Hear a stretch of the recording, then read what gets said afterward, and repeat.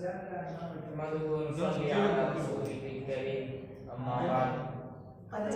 أعوذ بالله من الشيطان الرجيم بسم الله الرحمن الرحيم وإذا أردنا أن نهلك قرية أمرنا مترفيها ففسقوا فيها فحق عليه القول فدمرناها تدميرا صدق الله العظيم. محترم حضرات، بڑی ہی سعادت کی بات ہے کہ ہمیں آپ کے سامنے کچھ بات کرنے کا موقع میسر آیا. ہم اس پر اللہ تعالیٰ کا شکر ادا کرتے ہیں. تو چاہیے کہ ہم اللہ تعالیٰ کے دیے گئے اللہ تعالیٰ کی دی ہوئی کتاب پر غور کریں، تدبر سے کام لیں. اللہ تعالیٰ نے فرمایا وَإِذَا أَرَدْنَا أَن نُهْلِكَ قَرْيَةً أَمَرْنَا مُتْرَفِيهَا، جب ہم کسی بستی کو، کسی قوم کو،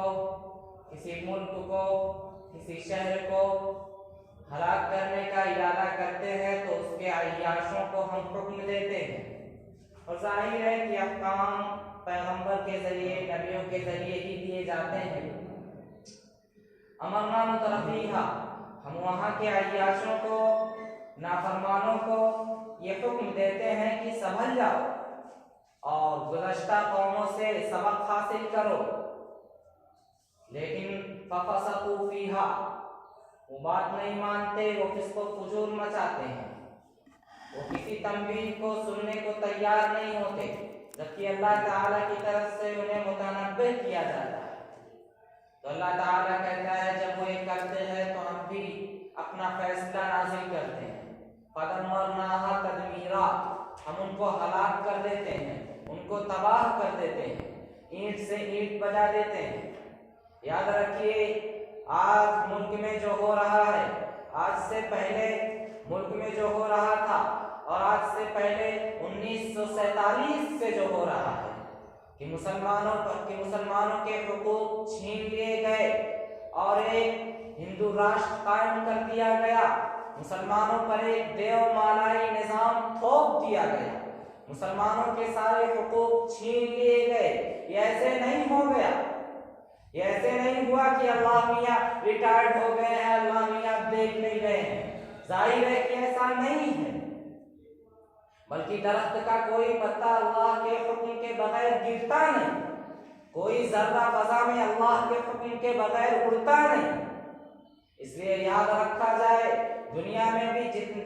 میں جتنے واقعات پیش آتے ہیں اور جتنے بھی حادثات رونما ہوتے ہیں، یہ سب اللہ کے حکم سے ہوتے ہیں.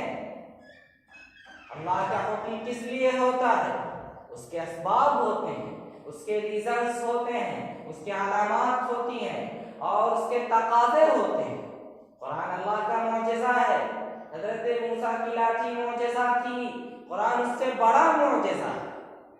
اگر اس معجزانہ طاقت کا استعمال کیا جائے تو دنیا کی بڑی سے بڑی طاقت اسلام کے سامنے سجدہ ریز ہو جائے. دنیا سے بڑی سے بڑی طاقت اسلام کے سامنے ٹک نہیں سکتی، اسلام کے در پر انہیں ماتھا ٹیکنے پر مجبور ہونا پڑے. لیکن جب تم سکڑ جاؤ گے، تم ہی سہم جاؤ گے، تم ڈر جاؤ گے، تم ہی دب جاؤ گے، تم بزدل بنے رہو گے، تو اللہ تعالیٰ کی طرف سے تم پر بزدلی مسلط ہوگی، اللہ تعالیٰ کی طرف سے تم پر شکست مسلط ہوگی. تمہیں ہر طرف سے ستایا جائے گا، تمہیں ہر طرف سے دبایا جائے گا، تم پر ظلم کیا جائے گا، تمہیں نکالا جائے گا. اس لیے یاد رکھا جائے، ابھی چند دن کی بات ہے، 200 لوگوں نے ایک مسجد میں گھس کر نمازیوں پر حملے کیے اور موب لنچنگ، یہ تو روزمرہ کے واقعات ہیں. یہاں ظلم ہو رہا ہے، زیادتی ہو رہی ہے، غلط گرفتاریاں ہو رہی ہیں، مار دھاڑ مچی ہوئی ہے اور ظلم ہو رہا ہے، زیادتیاں ہو رہی ہیں. چھوٹے کر رہے ہیں، بڑے کر رہے ہیں، ظالم کر رہے ہیں، حاکم کر رہے ہیں، محکوم کر رہے ہیں. دنیا کو پورا جنگل بنا رکھا ہے اور ہر طرف بھیڑیے نکل آئے ہیں، سانپ بچھو نکل آئے ہیں. انہیں کو حکومت سونپ دی گئی ہے، انہیں کو نظام سونپ دیا گیا ہے اور پھر لوگ قانون لا یتناہون عن منکر فعلوہ کے مصداق بنے ہوئے ہیں۔ شادی میں فضول خرچی ہو رہی ہے، نعت بازے ہو رہے ہیں اور عیاشیاں ہو رہی ہیں، بدمعاشیاں ہو رہی ہیں، فلم ایکٹروں کو ہیرو بنایا جا رہا ہے، لڑکیاں ننگی ہو رہی ہیں، لڑکے آوارہ ہو رہے ہیں، بوڑھے سر جھکائے ہوئے بیٹھے ہیں، پورا بگاڑ مچا ہوا ہے، لوگ خاموش ہیں۔ اس لیے کہ مسلمان جن کو فرمایا گیا تھا کنتم خیر امۃ اخرجت للناس تأمرون بالمعروف وتنہون عن المنکر وتؤمنون باللہ، تم بہترین امت ہو اس لیے کہ تم بھلائی کا حکم دیتی ہو، بھلائی کا حکم دیتی ہو، برائی سے روکتی ہو، اس لیے کہ اللہ تعالیٰ نے تمہیں پوری انسانیت کے لیے برپا کیا ہے، صرف تمہارے لیے نہیں، صرف اپنے لیے نہیں، صرف گھر والوں کے لیے نہیں، خاندان پریوار والوں کے لیے نہیں، بیوی بچوں کے لیے نہیں، فیملی اور کنبے والوں کے کنبے کے لیے نہیں، بلکہ پوری انسانیت کے لیے۔ فرمایا کنتم خیر امۃ، تم بہترین امت ہو، اخرجت جو نکالی گئی، للناس پوری انسانیت کے لیے، جس امت کو پوری انسانیت کے لیے برپا کیا گیا تھا۔ آج کیا وجہ ہے کہ اس امت کی بات صرف اس کے گھروں تک محدود ہے؟ آج گھروں میں بھی نہیں، ان کے گھروں میں بھی جاہلیت ہے، انہی جاہلانہ رسموں میں مبتلا ہے۔ اللہ تعالیٰ کی طرف سے حکم ہے کہ تم بہترین امت کو، بھلائی کا حکم دو، برائی سے روکو، سب کو روکو، یہ حکم ہے۔ اور فرمایا فذکر بالقرآن من یخاف وعید، قرآن کے ذریعے سبق یاد دلاؤ، قرآن کے ذریعے درس دو ان لوگوں کو جن کے دلوں میں تھوڑا سا بھی ڈر ہے، تھوڑا سا بھی احساس ہے، تھوڑا بھی خوف ہے اللہ کا، ایشور کا، لارڈ کا، گاڈ کا، مالک کا، پروردگار کا، جن کے دلوں میں تھوڑا سا بھی احساس ہے، جن کے زمین زندہ ہے، وہ جانور اور بھیڑیے نہیں ہو گئے، وہ کیڑے اور مکوڑے نہیں ہو گئے، ان کے سامنے قرآن پیش کیجئے، یہ نبی کو حکم دیا جا رہا ہے۔ یہی وہ قرآن ہے جس کے ذریعے مکہ میں فتح ہوتی چلی گئی، لوگ ٹوٹ ٹوٹ کر آتے گئے اور لوگ ٹوٹ ٹوٹ کر آتے گئے، جھوک در جھوک جمع ہوتے گئے، اور اسی قرآن کی بدولت سے سب کو ایمان نصیب ہوا، اسی قرآن کی طاقت سے، نبی پاک کی سیرت کی طاقت سے، آپ کے اخلاق، آپ کے کردار، آپ کے معاملات، آپ کی حدیث، آپ کا کیریکٹر اور آپ کا قانون، یہ سب وہ باتیں تھیں جن کے ذریعے دل کھلتے چلے گئے، ذہن قبول کرتے چلے گئے، یہ وہ باتیں تھیں جو اس وقت ہو رہی تھیں۔ اگر تم چاہتے ہو کہ تم چاہتے ہو کہ تمہیں استقامت نصیب ہو، اگر تم چاہتے ہو کہ جہاں رہتے ہو، جس ملک میں اور اس ملک کے جس صوبے میں اور اس صوبے کے جس ضلع میں اور اس ضلع کے جس گاؤں میں، جس علاقے میں، جس بستی میں اور جس قصبے میں، اگر چاہتے ہو کہ وہاں کلمہ لا الہ الا اللہ بلند ہو، وہاں حق کا بول بالا ہو، اگر چاہتے ہو کہ نبی پاک کا نظام جاری و ساری ہو، اگر چاہتے ہو کہ ارتداد نہ پھیلے، اگر چاہتے ہو تمہاری نسلیں خراب نہ ہو، اگر چاہتے ہو تمہیں استقامت نصیب ہو، اگر چاہتے ہو کہ تمہارے قدموں کو ثابت قدمی حاصل ہو، اگر تم چاہتے ہو تمہاری لڑکیاں ننگی نہ ہو، بے حجاب نہ ہو، اگر تم چاہتے ہو تمہارے لڑکے آوارہ نہ پھرے، اگر تم چاہتے ہو کہ تمہارے نوجوان صحابہ کرام کے رول کو ادا کریں، ان کے کردار کو دہرا دیں، تو تمہیں قرآن پیش کرنا پڑے گا، سب کے سامنے ڈٹ کر پیش کرنا پڑے گا، بے خوف و خطر ہو کر، نڈر ہو کر، اس لیے کہ اللہ والے کسی سے ڈرتے نہیں اور نہ کسی سے دل لگاتے ہیں اور نہ کسی سے فریاد کرتے ہیں۔ قرآن کہتا ہے الا ان اولیاء اللہ لا خوف علیہم ولا هم يحزنون، جو اللہ والے ہوتے ہیں، جو ولی ہوتے ہیں اور جو ربانی ہوتے ہیں، جن کو اللہ پر اعتماد ہوتا ہے، جن کو اللہ پر بھروسہ ہوتا ہے، جن کو اللہ پر توکل ہوتا ہے، جن کو اللہ پر بلیف ہوتا ہے، جن کو اللہ پر یقین ہوتا ہے، جن کا اللہ پر ایمان ہوتا ہے اور غیر اللہ سے کوئی تعلق نہیں ہوتا، وہ کبھی ڈرتے نہیں، ان کو کوئی رنج نہیں ہوتا، کوئی غم نہیں ہوتا، وہ نہ بکتے ہیں اور نہ ڈرتے ہیں، وہ ڈٹ کر مقابلہ کرتے ہیں، اس لیے کہ ان کا تعلق اللہ سے ہے، اور جس کا تعلق اللہ سے ہو جاتا ہے اس کے دل میں کوئی خوف نہیں ہوتا، اللہ اس سے اس استقامت نصیب کرتا ہے، اسے قوت دیتا ہے، اسے طاقت دیتا ہے، اسے شوکت عطا کرتا ہے۔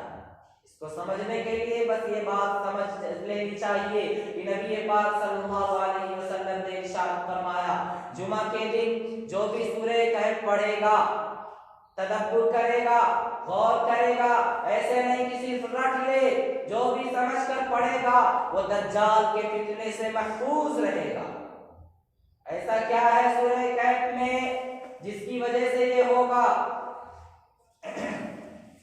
یہ 7 نوجوان تھے جو اللہ تعالیٰ کے حکم سے ایک غار میں پناہ لیے تھے۔ اللہ تعالیٰ نے ان پر نیند طاری کر دی تھی اور اللہ تعالیٰ نے ان کا تحفظ فرمایا۔